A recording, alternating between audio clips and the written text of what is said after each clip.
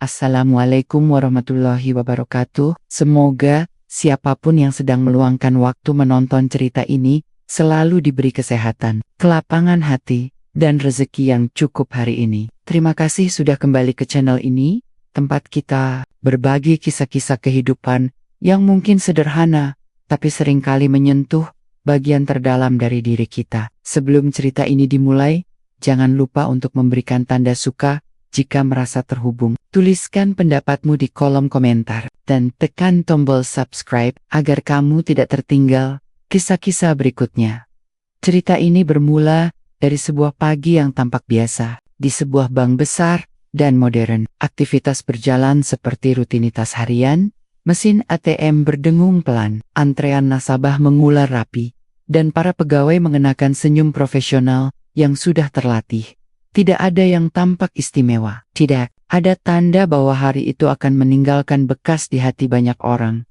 Di antara kesibukan itu, ada keputusan kecil yang tampaknya sepele. Sebuah gestur sederhana yang sering kita lakukan tanpa berpikir panjang. Namun dari hal kecil itulah kisah ini perlahan bergerak. Bukan tentang uang semata, melainkan tentang cara manusia memandang manusia lain. Pagi itu datang tanpa tanda apapun. Matahari belum sepenuhnya tinggi ketika pintu kaca bank besar itu terbuka otomatis, menyambut nasabah pertama dengan hembusan udara dingin yang rapi dan terukur. Lantai marmer mengilap, layar digital menyala, dan suara mesin nomor antrean terdengar pelan, namun teratur, seperti denyut nadi yang sudah hafal iramanya.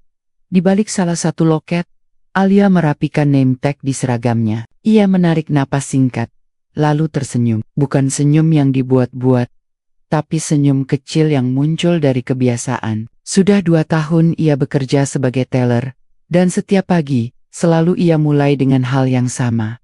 Menata meja, memastikan uang tersusun, rapi, dan menyiapkan diri untuk hari yang hampir selalu penuh angka dan wajah asing. "Selamat pagi," ucap Alia pada nasabah pertama hari itu. Seorang pria parubaya yang datang untuk setor tunai. Nada suaranya hangat, matanya menatap dengan perhatian. Bagi Alia, setiap orang yang berdiri di depannya bukan sekadar nomor antrean, melainkan cerita singkat yang lewat dalam hidupnya. Di sisi lain ruangan, satpam berdiri tegak di dekat pintu. Masuk ruang ATM, sesekali ia mengangguk pada nasabah, sesekali menegur dengan sopan. Semuanya berjalan seperti biasa. Teller lain sibuk dengan loket masing-masing. Mesin hitung uang berdetak cepat, dan aroma kopi dari sudut pantry samar-samar menyelinap ke udara. Arus nasabah semakin ramai menjelang pukul 9. Ada ibu-ibu yang terburu-buru, pegawai kantoran dengan wajah serius, dan beberapa mahasiswa yang terlihat masih mengantuk. Alia tetap tenang, tangannya lincah, penjelasannya jelas, dan tak jarang ia menutup transaksi dengan kalimat, "Semoga harinya menyenangkan, Pak." "Bu." Tak banyak yang memperhatikan sudut ruang ATM. Tempat itu biasanya hanya dilewati orang yang ingin cepat menarik uang. Namun pagi itu, di bangku kecil dekat mesin ATM, seorang pria lusuh duduk bersandar lemah. Pakaiannya kusam, rambutnya berantakan, dan wajahnya terlihat pucat. Ia tidak mengganggu siapapun, hanya duduk diam. Sesekali menunduk, sesekali menatap kosong ke depan. Beberapa nasabah melirik sekilas, lalu melanjutkan urusan mereka. Bagi kebanyakan orang, pemandangan itu bukan sesuatu yang layak dipikirkan lama-lama. Kota selalu punya wajah seperti itu. Kontras yang kadang terasa terlalu biasa. Alia sempat melihatnya dari balik loket. Tatapannya singgah sepersekian detik, lalu kembali ke layar komputer. Belum ada pikiran apapun di benaknya. Hanya sebuah kesadaran singkat bahwa pagi ini sedikit berbeda. Meski ia belum tahu alasannya. Jam terus berjalan. Transaksi demi transaksi selesai. Tidak ada teguran, tidak ada keributan, tidak ada nada tinggi. Bank itu berdiri anggun dalam rutinitasnya. Seolah hari ini akan berlalu seperti hari-hari sebelumnya. Tak seorang pun menyadari bahwa pagi yang tampak tenang ini sedang menyimpan cerita. Bahwa dari sudut kecil ruang ATM itu, sebuah rangkaian peristiwa perlahan bersiap untuk bergerak. Dimulai dari hal yang sangat sederhana, nyaris tak terlihat, Waktu merambat pelan menuju siang. Di dalam bank, ritme kerja tetap berjalan rapi. Namun Alia mulai merasakan lelah yang berbeda. Bukan lelah di tangan atau mata, melainkan sesuatu yang mengganjal di pikirannya. Setiap kali ia mengangkat wajah dari layar komputer, pandangannya tanpa sadar kembali ke arah ruang ATM. Lusu itu masih di sana. Posisinya tak banyak berubah sejak pagi. Duduk di bangku yang sama, punggung sedikit membungkuk, tangan terlipat di pet. Sesekali ia memejamkan mata, seolah menahan pusing atau lapar yang datang bergelombang. Tidak ada gerakan meminta-minta. Tidak ada suara, hanya diam yang panjang. Alia menelan ludah. Ia mencoba kembali fokus melayani nasabah. Namun bayangan itu terus muncul di sela-sela angka dan formulir. Ketika jam istirahat tiba, teller lain bergegas menuju pantry atau keluar sebentar mencari makan. Alia ikut berdiri, tapi langkahnya tidak langsung menuju ruang istirahat. Ia membuka tas kecilnya. Di dalamnya ada sebotol air mineral dan sebungkus roti tawar yang belum tersentuh. Rencananya untuk makan siang sederhana hari itu. Alia memandang roti itu sejenak, lalu menarik napas pelan. Langkahnya ringan, hampir ragu. Saat ia mendekati ruang ATM, suasana di sana lebih sepi. Beberapa mesin sedang digunakan, tapi pria lusuh itu tetap tak bergerak. Alia berhenti di jarak aman. Tidak ingin mengejutkan. "Pak," suaranya pelan, hampir berbisik. Pria itu membuka mata perlahan. Tatapannya kosong sesaat, lalu fokus pada wajah Alia. Tidak ada curiga, tidak ada harap berlebihan, hanya lelah. Ini ada air minum, sama roti," kata Alia sambil menyodorkannya. Tangannya sedikit gemetar. Bukan karena takut, tapi karena ia sadar banyak mata bisa saja memperhatikan. Pria itu terdiam sejenak, lalu mengangguk kecil. "Terima kasih," ucapnya lirih. Suaranya serak, tapi sopan. Ia menerima pemberian itu dengan dua tangan, seolah sedang menerima sesuatu yang berharga. Alia tersenyum singkat. "Bapak belum makan dari pagi?" "Belum," jawab pria itu jujur. "Saya tidak apa-apa kok, cuma agak pusing." Tidak ada cerita panjang, tidak ada keluhan. Alia tidak bertanya lebih jauh. Ia hanya mengangguk, lalu berkata, "Silakan dimakan, Pak. Semoga agak mendingan." Pria itu membuka roti perlahan. Alia berbalik pergi sebelum suasana menjadi canggung. Langkahnya cepat, tapi terkontrol. Ia kembali ke ruang istirahat dengan jantung berdebar aneh, campuran lega dan gugup dari keyohan. Beberapa nasabah memperhatikan. Seorang ibu parubaya mengernyitkan dahi. Seorang pria muda melirik sambil berbisik pada temannya. Namun tak ada yang berkata apa-apa. Tidak ada teguran, tidak ada keributan. Semua kembali pada urusan masing-masing. Di balik dinding kaca, Alia duduk sambil meminum kopi. Ia menatap kosong beberapa detik, lalu tersenyum tipis. Bukan senyum puas, melainkan senyum tenang, seperti seseorang yang baru saja melakukan hal kecil tapi benar. Di ruang ATM, pria lusuh itu menggigit roti perlahan. Untuk pertama kalinya sejak pagi, wajahnya terlihat sedikit lebih hidup. Ia menatap ke arah loket Alia sebentar, lalu menunduk lagi. Tak ada yang tahu bahwa gestur sederhana itu, air minum dan sepotong roti, sedang menanam sesuatu. Bukan masalah besar, bukan pula keputusan heroik, hanya empati kecil yang lahir tanpa rencana. Dan seringkali, justru dari hal sekecil itulah, sebuah cerita besar mulai tumbuh tanpa disadari siapapun. Hari belum benar-benar berganti, suasana di dalam bank terasa berbeda. Alia bisa merasakannya sejak ia kembali duduk di loket setelah jam istirahat. Tidak ada yang berubah secara kasat mata. Layar tetap menyala, antrean tetap berjalan, namun ada sesuatu yang mengeras di udara. Bisikan mulai terdengar, pelan, nyaris tak bisa ditangkap, tapi cukup untuk membuat Alia sadar bahwa dirinya sedang diperhatikan. "Barusan itu teller siapa ya? Harusnya nggak begitu kan?" Di area bank, kalimat-kalimat itu terpotong, sengaja dikecilkan volumenya. Alia pura-pura tidak mendengar. Ia menegakkan punggung, kembali menatap layar, melanjutkan pekerjaannya seperti biasa. Namun jarinya terasa lebih kaku dari biasanya. Satpam yang berjaga di dekat ruang ATM, kini berdiri lebih sering. Tatapannya beberapa kali mengarah ke pria lusuh itu, lalu ke arah Alia, lalu kembali ke pria itu lagi. Wajahnya tidak marah, tapi jelas tidak nyaman. Ia memegang handi Tolki lebih erat, seolah siap jika sewaktu-waktu harus melapor. Pria lusuh itu sendiri tetap sama, duduk tenang, tidak bergeser, tidak mengganggu. Botol air yang diberikan Alia sudah kosong, roti tinggal remah. Ia melipat bungkusnya rapi, lalu menyimpannya di saku celana. Ketika seorang nasabah lewat terlalu dekat dan tanpa sengaja menyenggol kakinya, ia justru mengangguk dan berkata, "Maaf, Alia." Melihat itu dari kejauhan, dadanya terasa sedikit sesak. Beberapa rekan kerjanya mulai berubah sikap. Senyum yang biasanya hangat, kini terasa datar. Seorang teller senior, yang biasanya suka mengobrol, hanya mengangguk singkat. Ketika Alia bertanya soal pergantian jadwal, jawabannya pendek dan formal. Di ruang manajer, layar CCTV diputar cepat. Manajer bank, seorang pria berusia 50-an dengan jas rapi, berdiri sambil menyilangkan tangan. Ia menghentikan rekaman. Tepat di momen Alia menyerahkan roti dan air minum, ia tidak berkata apa-apa, hanya menghela napas pelan, lalu menekan tombol play kembali. Wajahnya datar, sulit ditebak. Setelah itu, layar dimatikan. Kembali ke lantai pelayanan, Alia menerima teguran kecil yang dibungkus kalimat sopan. "Lain kali lebih hati-hati ya Alia, area publik itu sensitif," ucap supervisor tanpa menatap mata Alia. "Iya Bu," jawab Alia pelan.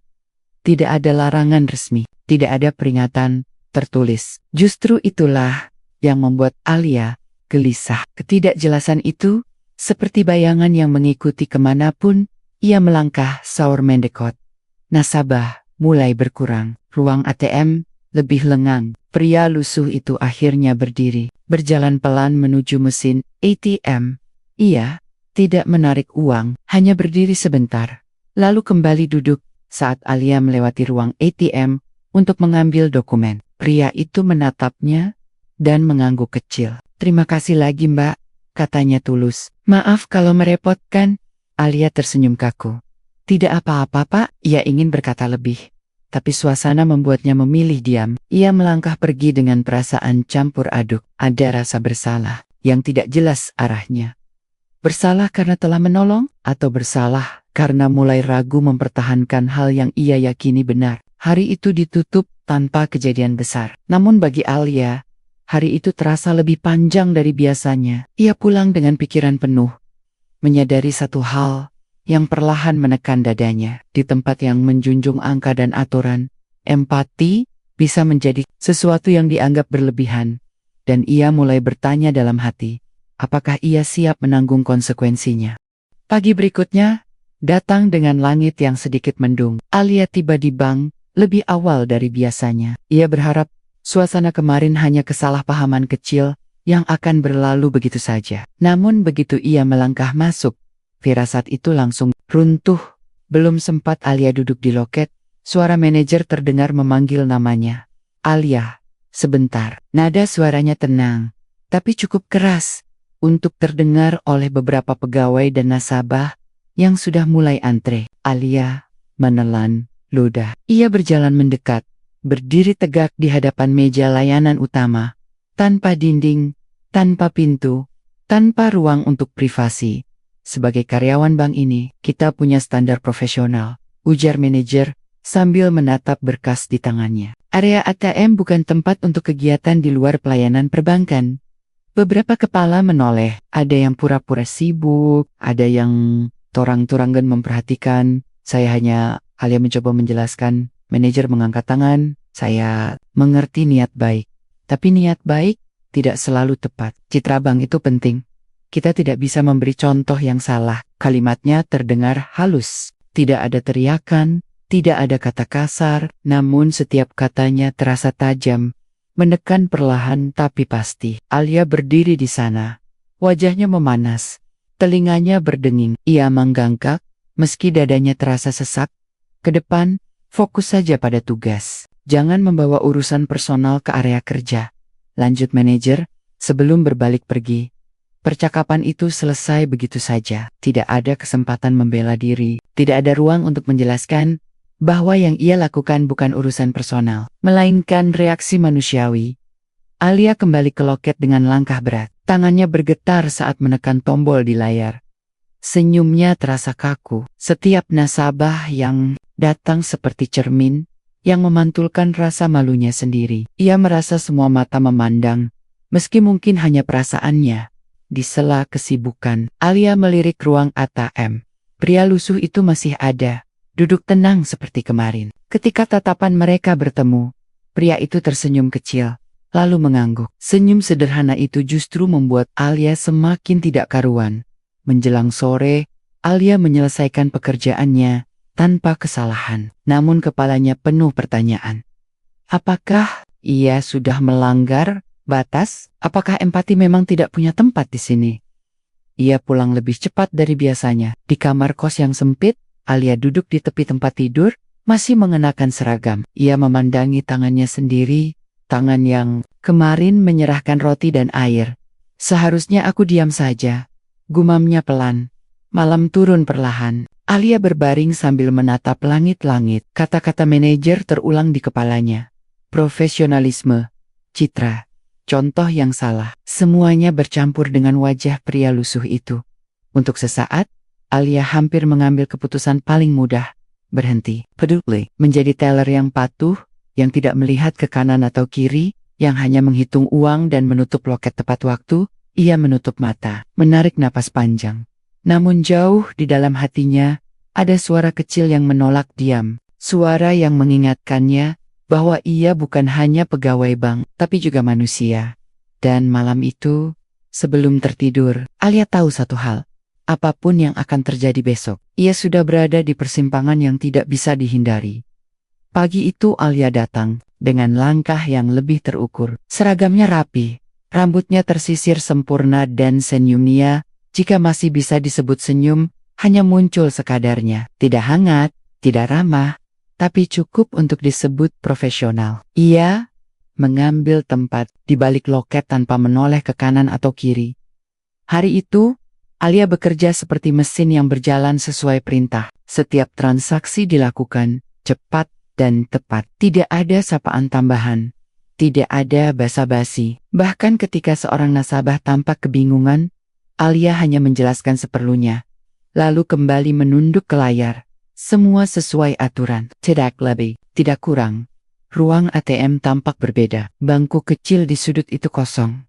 Alia sempat melirik sekilas, lalu cepat-cepat memalingkan wajahnya. Ada rasa lega yang aneh, bercampur dengan kehilangan yang tak ia mengerti. Ia tidak perlu lagi berpikir, tidak perlu lagi memilih. Setidaknya begitu yang ia yakinkan pada dirinya sendiri. Namun ketenangan itu tidak bertahan lama. Menjelang siang, sebuah pesan masuk ke sistem internal bank. Rapat seluruh karyawan, wajib hadir. Waktu, pukul 14. Lokasi, aula utama. Bisik-bisik langsung menyebar. Beberapa pegawai saling bertukar pandang. Rapat mendadak seperti itu jarang terjadi, kecuali ada sesuatu yang besar. Alia merasakan tengkuknya mengeras. Pikirannya langsung melompat ke kejadian kemarin. Apakah ini tentang dirinya? Jam 2 siang tiba dengan cepat. Loket ditutup lebih awal. Para pegawai berjalan menuju aula dengan langkah ragu. Alia duduk di barisan tengah, menatap panggung kecil. Di depan, kursi-kursi terisi penuh. Suasana terasa tegang, seperti ada sesuatu yang menunggu untuk jatuh. Manajer dan beberapa pejabat bank sudah duduk di depan. Wajah mereka serius. Tidak ada senyum basa-basi. Alia meremas jari-jarinya sendiri di bawah meja. Pintu aula terbuka lagi. Seorang pria masuk, mengenakan jas rapi berwarna gelap. Rambutnya tersisir, langkahnya tenang. Alia menegakkan badan, merasa ada sesuatu yang familiar, tapi ia belum menyadarinya. Sepenuhnya, pria itu duduk di kursi paling depan. Aula menjadi hening. Manajer berdiri.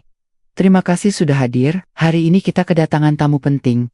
Alia menelan ludah, detak jantungnya terdengar di telinganya sendiri.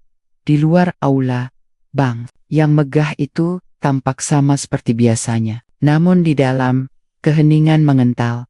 Semua menunggu. Tidak ada yang tahu apa yang akan terjadi setelah pintu itu tertutup.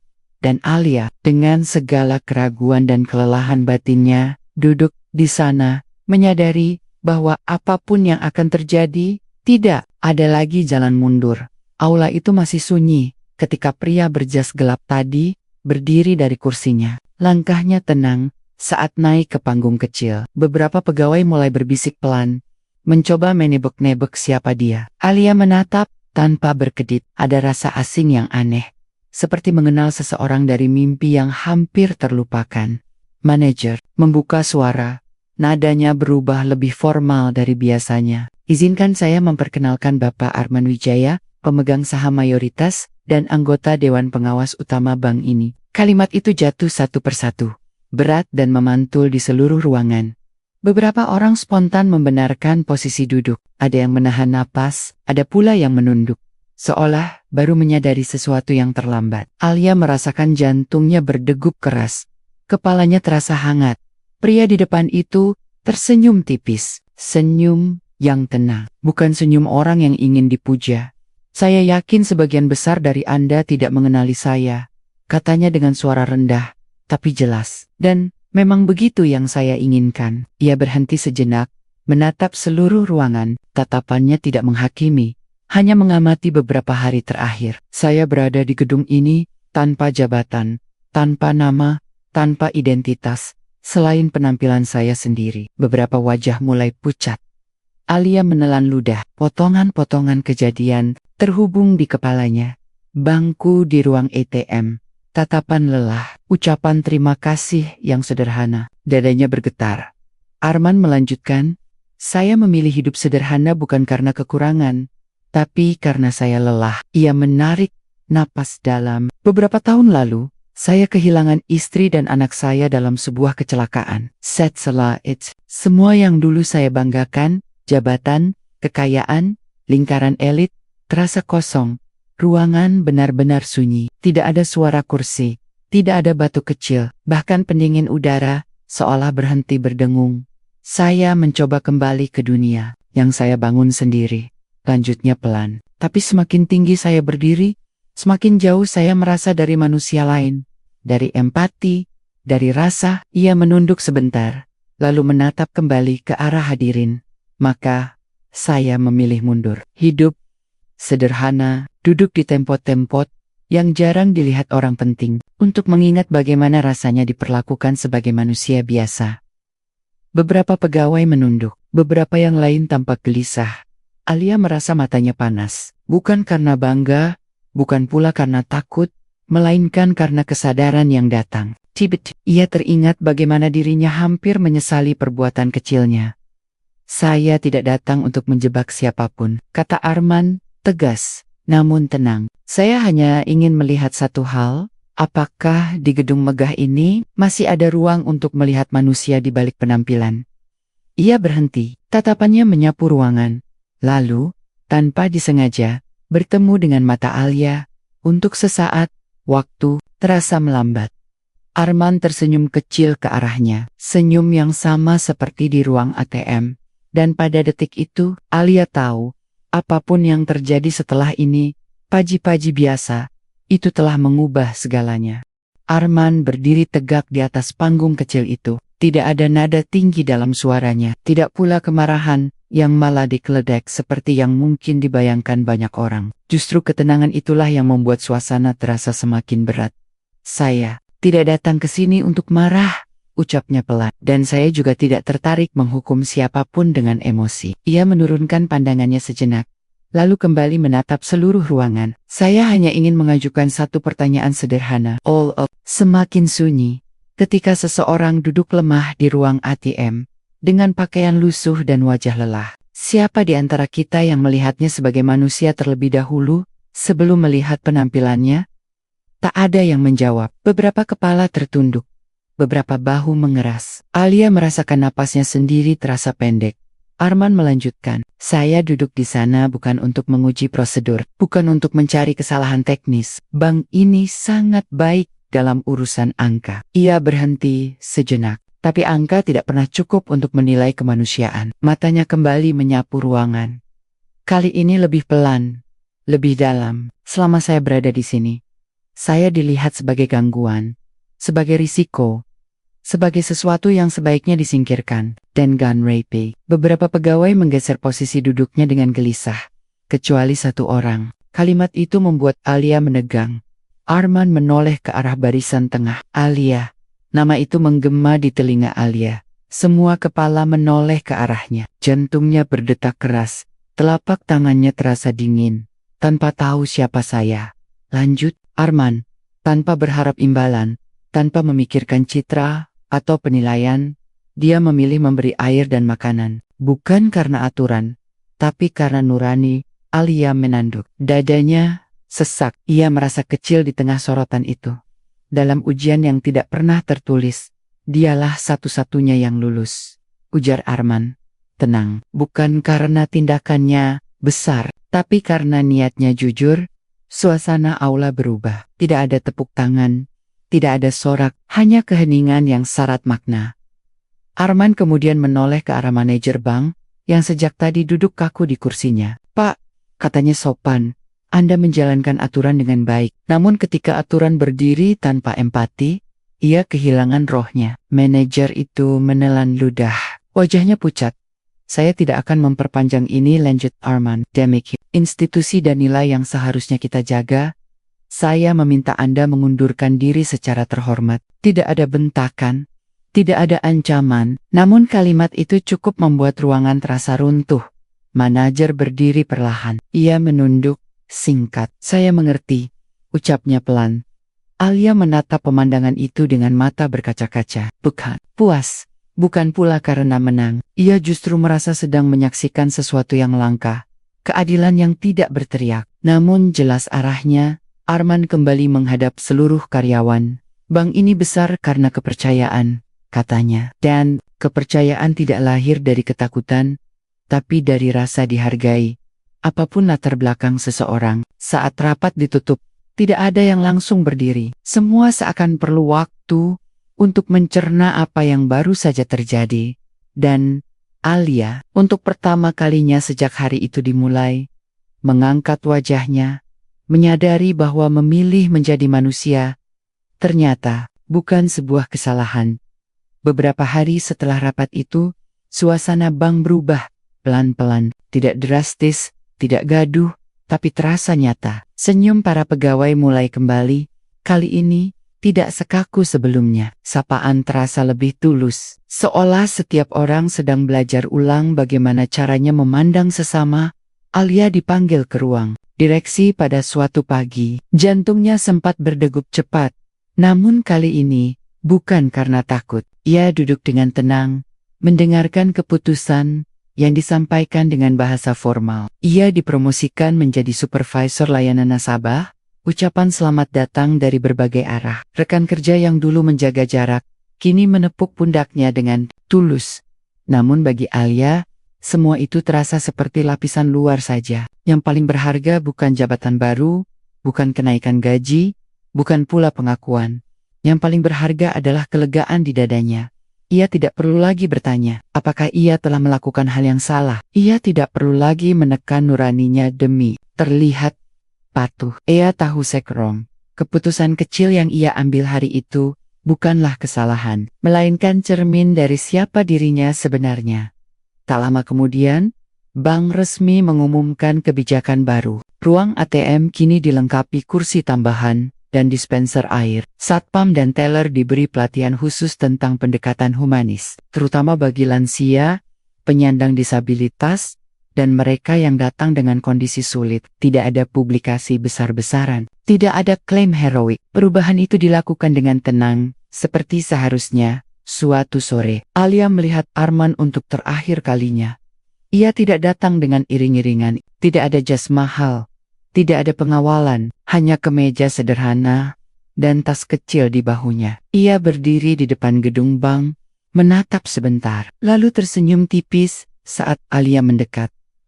Terima kasih, kata Alia tulus. Arman mengangguk. Terima kasih, sudah mengingatkan saya bahwa dunia masih punya orang-orang seperti kamu. Ia melangkah pergi, menyatu kembali dengan keramaian kota.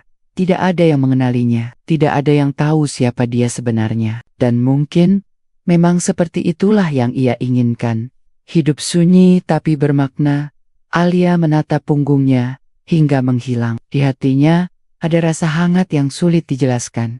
Cerita ini bukan tentang bank, bukan tentang jabatan, bahkan tentang kekayaan yang tersembunyi di balik pakaian lusuh. Cerita ini tentang pilihan kecil yang kita ambil setiap hari, tentang keberanian melihat manusia sebelum label, sebelum status, sebelum penampilan. Karena pada akhirnya kita semua akan berada di satu titik yang sama, ingin diperlakukan bukan sebagai angka, bukan sebagai beban, melainkan sebagai manusia. Dan jika hari ini kamu memilih berbuat baik, saat tak ada yang menyuruh, percayalah, kebaikan itu tidak pernah sia-sia. Ia hanya sedang mencari waktu yang tepat untuk kembali.